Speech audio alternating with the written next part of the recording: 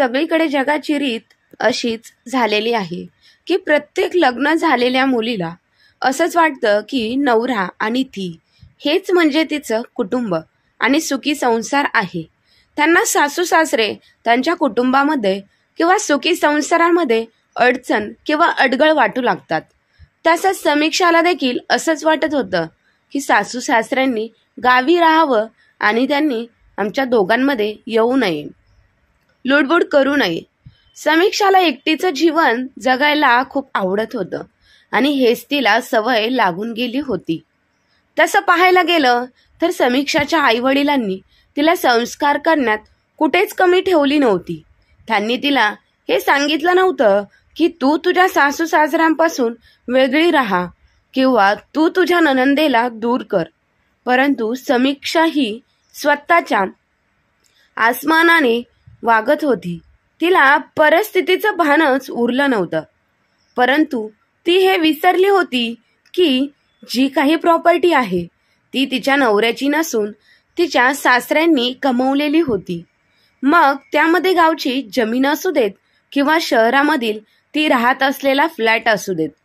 तिला सासू सासरे नकोच असल्यामुळे तिने एक दिवस तिच्या म्हाताऱ्या सासू सासऱ्यांना घरातून हकलून नेण्याचा प्रयत्न केला.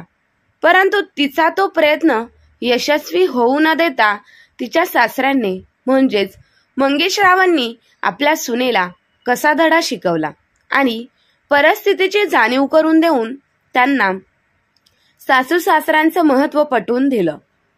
मंगेशराव त्यांच्या खोलीत बसून कुठेतरी विचारात खोलवर बुडालेले होते.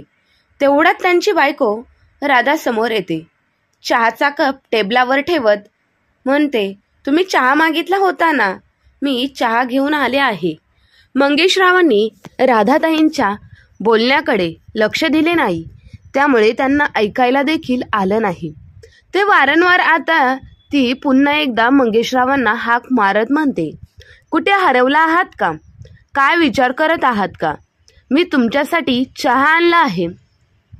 तेव्हा मंगेशरावांचे लक्ष बायकोकडे जातं आणि ते म्हणतात, अगं तू कधी आलीस आणि काय म्हणत होतीस? मी तुमच्यासाठी चहा आणला होता, तुम्ही कुठे हरवला होतात? काही नाही ग, मी विचार करत होतो की सुधीर नोकरीच्या निमित्ताने शहरामध्ये राहतो आणि आपण शहरात घर बांधून 4-5 वर्ष झाली. मुलाच्या लग्नाला पण 3 वर्ष झाली आहेत आणि आपल्याला आता 1 वर्षाची नात देखील आहे, पण अजून त्यांना आपण भेटू शकलो नाही. आता मला मुलाशिवाय आणि नातीशिवाय इथं गावात राहणं मला पटत नाही. आता आपल्या आयुष्यातील जे काही थोडेफार दिवस उरलेले आहेत ते मुलांसोबत घालवावे, नातवंडांसोबत खेळावं एवढंच मला वाटतं. हे सगळं बोलणं मंगेशराव खूप दुःखी स्वरात बोलत होते. राधाताई म्हणतात, बरोबर आहे, मलाही मुलांशिवाय इथे अजिबात करमत नाही. राधाताईंनी मंगेशरावांच्या होला हो दिला आणि पाठिंबा देत म्हणाल्या, मी सर्व व्यवस्था केलेली आहे. आपली जी काही जमीन आहे ती भाड्याने देण्याबाबत माझं बोलणं झालं आहे. मी वर्षातून 1-2 वेळा इकडे येईन आणि बाकीचे पण फोनवरच करेन आणि घर तर आपला श्याम सांभाळेलच. आपण मुलाकडे राहायला जाऊयात. राधाताई पण खूप खुश झाली आणि ती आनंदाने हो म्हणून मिळाली. ती तयारीला 8-10 दिवसात आपण सगळे काम उरकून गावाकडची घेऊया आणि शहरात मुलाकडे राहण्यासाठी जाऊया. मंगेशराव आनंदाने म्हणाले, हो हो चालेल. माधुरी सुद्धा येणार आहे. मी तिला इथे न आहे शहराच्या तिच्या भावाकडे घरी ये असंच सांगते, कारण आपणही तिकडे जाणार आहोत. ठीक आहे, तू बोल मुलीसोबत, मंगेशराव म्हणाले. राधाताईंनी फोन घेऊन माधुरीला फोन केला आणि तिला शहरात येण्यासाठी सांगितले आणि नंतर राधाताई सर्व सामान पॅकिंग करण्यासाठी वस्तू झाली होती तर मंगेशराव त्यांचे उर्वरित काम आवरून लागले.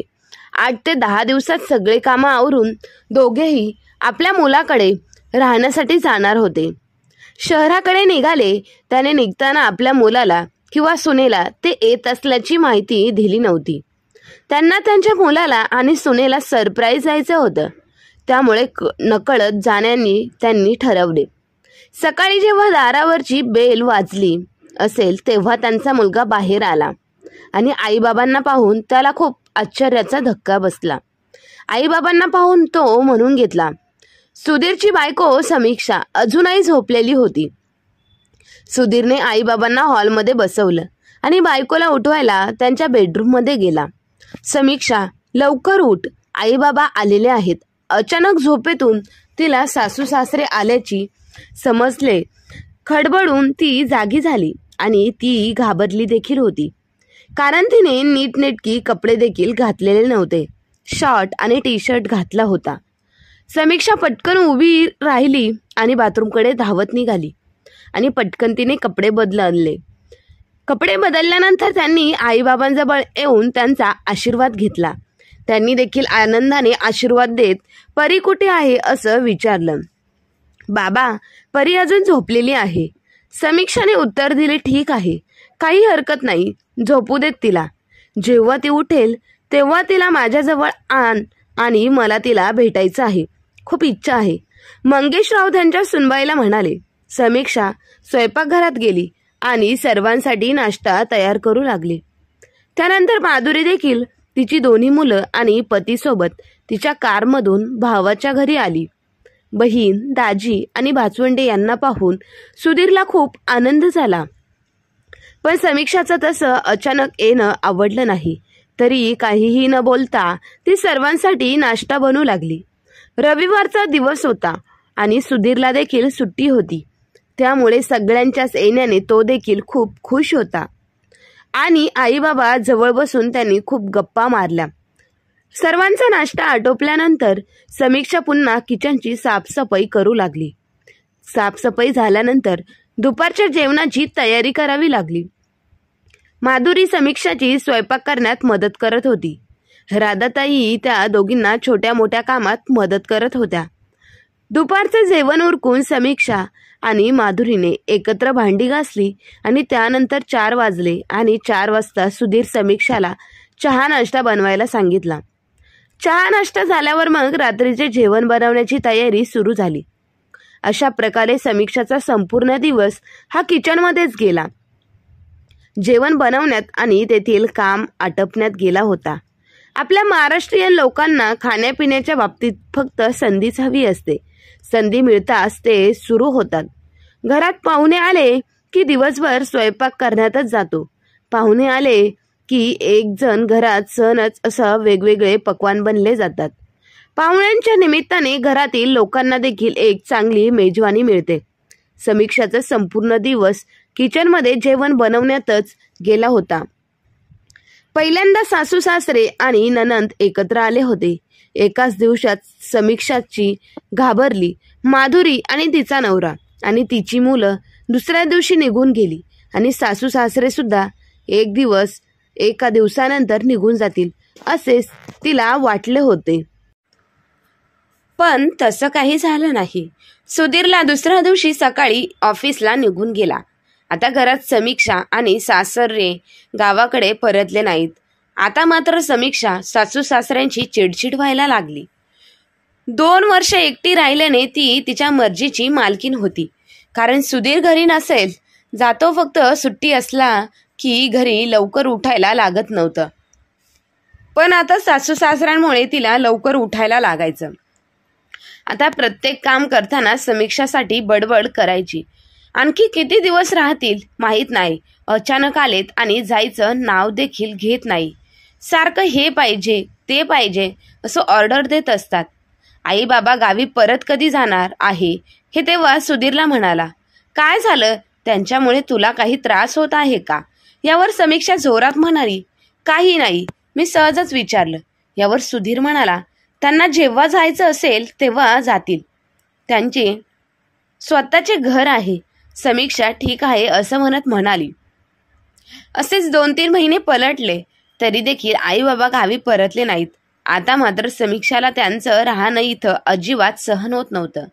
ती काम करून करून थकली होती. काम करताना ती बडबडायची, परंतु राधाताई सुद्धा तिला तिच्या प्रत्येक कामात मदत करत असायच्या. समीक्षा जेवण बनवायची तेव्हा राधाताई परीला सांभाळायची. राधाताई स्वयंपाकघरातील खूप सारी कामं करायची. भांडी धुवायची, किचन साफ करायची, भाज्या निवडायची, किचनमध्ये भांडी लावायची, लोणचे, पापड, मसाले असे वेगवेगळे पदार्थ बनवायचे. त्याचबरोबर स्वयंपाकघर सुद्धा पूर्णपणे स्वच्छ ठेवायचे, कारण कामाचा स्पीड त्यांचा हा भरपूर होता. त्यांचं संपूर्ण आयुष्य हे गावाकडेच गेलं होतं. गावामध्ये घरातील कामं करून त्या शेतामध्ये काम करायच्या, त्यामुळे त्यांना सगळ्या कामाची सवय होती. इथे देखील त्या समीक्षाला प्रत्येक कामामध्ये मदत करत होत्या. तसं पाहायला गेलं तर अर्ध काम जास्त होऊन काम तर राधाताईच करत होत्या. तरी सुद्धा समीक्षाला तिच्या सासू सासऱ्यांची अडचण वाटत होती, कारण तिला एकटीला राहण्याची सवय झाली होती. सासू सासऱ्यांची उपस्थिती तिच्या स्वातंत्र्यात होती. सुधीर रात्री ऑफिसवरून परत घरी आल्यानंतर ना त्याला समीक्षा म्हणाली, मी आता अशी जगू शकत नाही. एकतर तू आईबाबांना गावी तरी पाठव, नाहीतर मी तरी माझ्या घरी निघून जाते. आणि जर मी माझ्या घरी निघून गेले तर मी तुझ्या घरावर घरगुती हिंसाचाराचा गुन्हा दाखल करेन. हे ऐकून सुधीरच्या कानावर पायाखालची जमीन सरकली. त्याच्या कानांवर विश्वास बसत नव्हता. समीक्षा असा काहीतरी विचार करू शकते असं त्याला कधीच स्वप्नात देखील वाटत नव्हतं. तो समीक्षाला रागाने म्हणाला, काय बोलत आहेस? तुझे डोके ठिकाणावर आहे का? यावर समीक्षा म्हणाली, हो, मी अगदी शुद्धीत आहे. तुम्ही जे ऐकलं ते बरोबरच आहे. मला आता तुझे आईबाबा इथे राहिलेले सहन होणार नाही. मला एकटीला राहायचं आहे, तुझ्या आईबाबांसोबत राहायचं नाही. तुझ्या आईबाबांच्या येण्याने मी एका बंधनात अडकलेली आहे. मला माझं स्वातंत्र्य मिळत नाही. मी माझ्या स्वातंत्र्यासाठी काहीही करू शकते. मला असं आयुष्य जगायचं नाही. निर्णय तुझ्या हातात आहे. एक तर त्यांना गावी पाठव, नाहीतर मी तरी इथून निघून जाईल माझ्या मुलीला घेऊन. खरं तर समीक्षालाही एक तरण्याची सवयच लागली होती. तिचा नवरा, तिची मुलगी आणि ती, बस एवढंच तिचं लाईफ झालं होतं. तिला तिच्या माहेरी तिची आई बाप सोडून तिला कोणी दिसत नव्हतं. तिला पार्टी करणे, फिरायला जाणे, एन्जॉय करणे, ते देखील तिच्या वयाच्या माणसांसोबतच, एवढंच तिला आवडत होतं. परंतु एखादं म्हातारं माणूस तिच्या जवळ राहण्यासाठी आलं तर ते देखील तिला एक दिवस सांभाळ करण्याची, परंतु दुसऱ्या दिवशी तिरस्कार करत होती. दिवसातून सकाळ संध्याकाळची आईसोबत एक तास फोनवर बोलत असायची आणि नेहमी तिच्या सासू सासऱ्यांबद्दल उलटपालट सांगत असायची. जे ते तिच्या आईला सांगत होती तसं तर काहीच नव्हतं. परंतु सासू राधाताई आणि सासरे मंगेशराव एकदम चांगले होते, परंतु ती नेहमीच त्यांचा तिरस्कार करत असायची. सुधीर देखील तिच्या या वागण्यात कधीच काही बोलत नसायचा. तिच्या प्रत्येक होला हो बोलत असायचा. तिचे प्रत्येक लाड पुरवायचा. ती म्हणेल ती गोष्ट तिला प्रत्येक वेळी पाहिजे त्यावेळी मिळत असायची. कारण सुधीरने तिला कधी दुखावलेले नव्हते, कारण त्या दोघांचं लव्ह मॅरेज होतं. परंतु सुधीरला कधी कधी मनातून खूप वाईट वाटायचं जेव्हा ती सुधीरच्या आईबाबांबद्दल त्याला सतत बोलत असायची.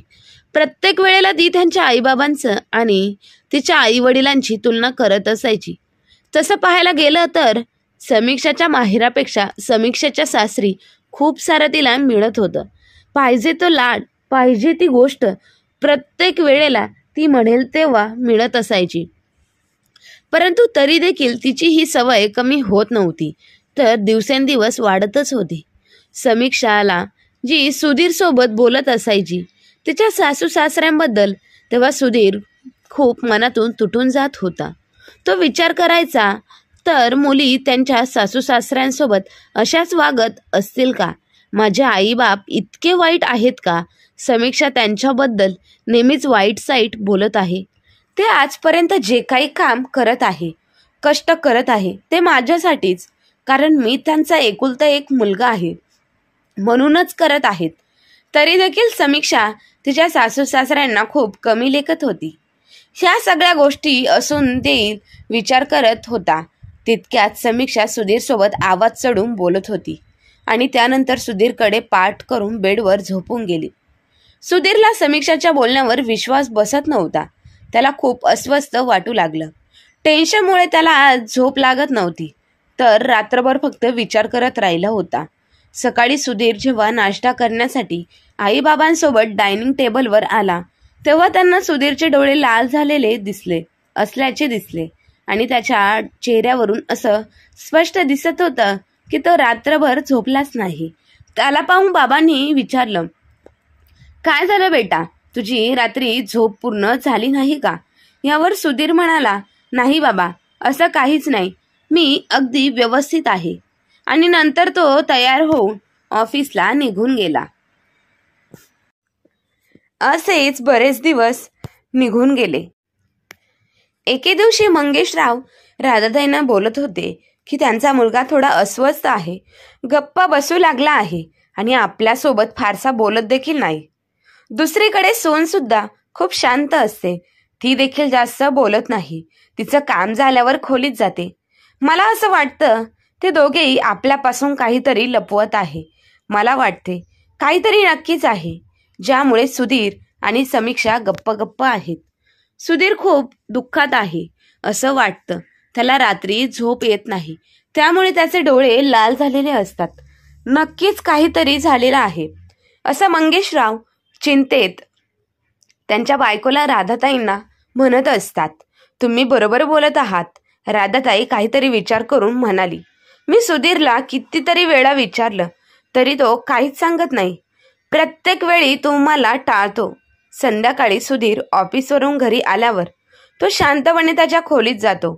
आई बाबा हॉलमध्ये बसलेले असतात, परंतु त्यांच्यासोबत तो काहीच न बोलता आतमध्ये निघून जातो. नंतर मंगेशराव बहाणाने सुधीरच्या खोलीच्या बाहेर जागेवर आणि आतमध्ये ते दोघं काय बोलत आहे हे ऐकण्याचा प्रयत्न करत असतात. समीक्षा सुधीरला म्हणत असते, ते गावी कधी परत जाणार आहे? आठवडा झाला, अजून बोलला नाहीस. जर तू उद्यापर्यंत बाबांसोबत बोलला नाहीस तर मी परवा माझ्या घरी निघून जाईल. मी माझ्या बाबांना काय सांगू की तुम्ही हे घर सोडून इथून निघून जा? सुधीर हताशपणे म्हणाला, ते मला काहीच माहीत नाही. एक तर मी घरात एकटीच राहील आणि आईबाबांना गावी जायला लागेल, अन्यथा मी माझ्या घरी निघून जाईल. तू तुझ्या घरगुती हिंसाचाराचा गुन्हा दाखल करेन, समीक्षा रागाने म्हणाली. हे ऐकून मंगेशरावांच्या पायाखालची जमीन सरकली. त्यांना धक्काच बसला. जिला ते आपली मुलगी मानत होते, तीच आम्हाला गावी पाठवायला निघाली आहे. आम्ही इथे असणे तिला अजिबात आवडत नाही. किती आनंदाने आम्ही आमच्या मुलाचे लग्न केले होतं, किती आनंदाने हे स्वतःचं घर बांधलं होतं. साठवलेली सर्व जमापुंजी घरात गुंतवली. विचार केला, एकुलता एक मुलगा आहे, रिटायर झाल्यावर मुलासोबत आरामात राहील, परंतु हाच दिवस बघायचा बाकी राहिला होता. त्यांना खूप राग आला आणि वाईट वाटत होतं, पण त्यांनी स्वतःवर नियंत्रण ठेवून ते शांतपणे त्यांच्या खोलीत आले. मंगेशराव यांनी विचारसरणी अतिशय व्यवहारी होती. ते खूप विचार करून वागणारे होते. त्यांनी कोणताही निर्णय घाईघाईत घेतला नव्हता. कोणताही निर्णय घेण्यापूर्वी ते काळजीपूर्वक विचार करायचे. मंगेशराव असं स्वस्थ पाहून राधाताई यांनी विचारलं, काय झालं आहे, काय विचार करत आहात? तेव्हा मंगेशरावांनी त्यांच्या बायकोला सर्व गोष्ट सांगितली. राधाताई म्हणते, आता काय करायचं? मंगेशराव म्हणतात, काळजी करण्यासारखं काहीच नाही, मी काहीतरी उपाय शोधून काढतो. राधाताई, आता आपण एकटे राहू शकत नाही, आपल्याला आपल्या मुलासोबतच राहावे लागेल, त्यामुळे यावर उपाय आपल्याला शोधला पाहिजे. आपण गावी जाऊन काय करणार आहोत? आपला मुलगा आणि नातीशिवाय आपण तिकडे कसे राहणार आहोत?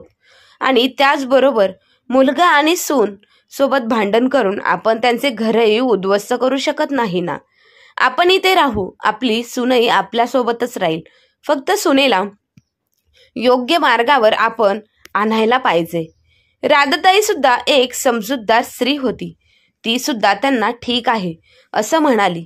तुम्ही योग्य विचार करा, तुम्हाला नक्की मार्ग सापडेल. घाईघाईने कोणताही निर्णय घेणे चुकीचे ठरेल. मंगेशराव राधाताईंना सांगतात की ठीक आहे, आता तू मुलासोबत बोलू नकोस आणि सुनेशीही काही बोलू नकोस. मी लवकरच या गोष्टींवर काहीतरी मार्ग काढतो. 3 दिवसानंतर सकाळी 10 वाजता दारावरची बेल वाजते आणि मंगेशराव जाऊन दरवाजा उघडतात. 2 माणसं त्यांना भेटायला आलेली असतात. मंगेशराव त्यांना संपूर्ण घर दाखवतात. त्यांना ते घर पाहून ती माणसं तिथून निघून जातात. मुलगा सुधीर ऑफिसला निघून गेलेला होता.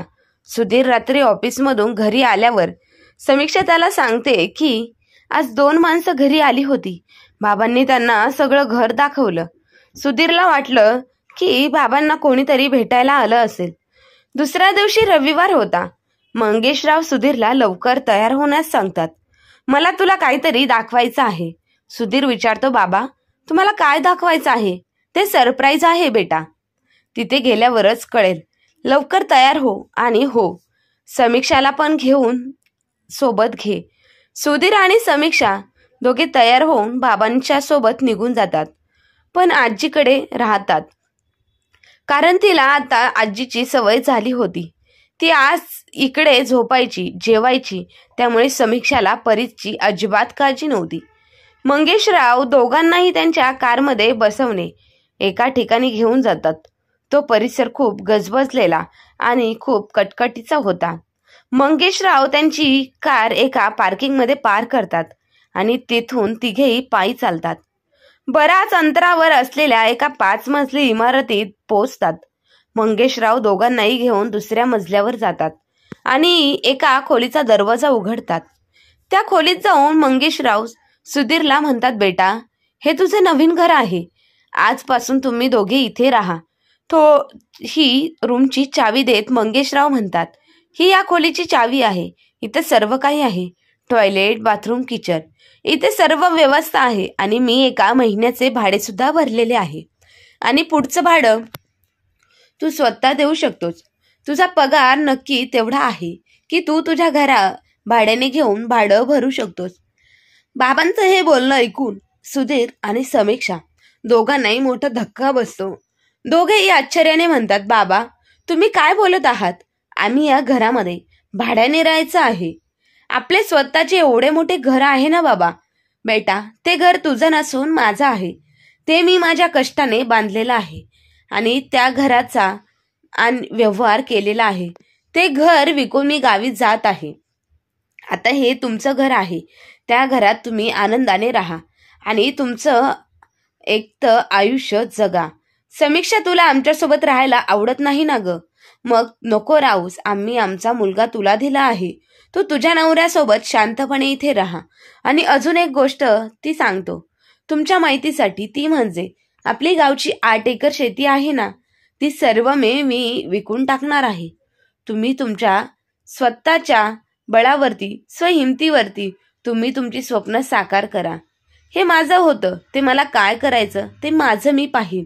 सुधीरला आणि समीक्षाला जरा रागानेच बोलत असताना आणि तिथून निघून जातात. सुधीर समीक्षाला म्हणतो, हे सर्व तुझ्यामुळे झालेलं आहे. बाबांनी कदाचित आपलं बोलणं ऐकलेलं असावं. आता राहा या नरकात. सुधीर रागाने म्हणाला. समीक्षाला होला हो चालेल ना, राहील मी इथे एकटी. त्या म्हाताऱ्यांसोबत नरकात राहण्यापेक्षा इथे एकटी राहिलेलं कधीही चांगलं. समीक्षा उद्धटपणे बोलत होती. त्यानंतर समीक्षा फ्रेश होण्यासाठी बाथरूममध्ये गेली. किती घाण आहे. ते बाथरूम उघडल्यानंतर समीक्षाची प्रतिक्रिया दिली.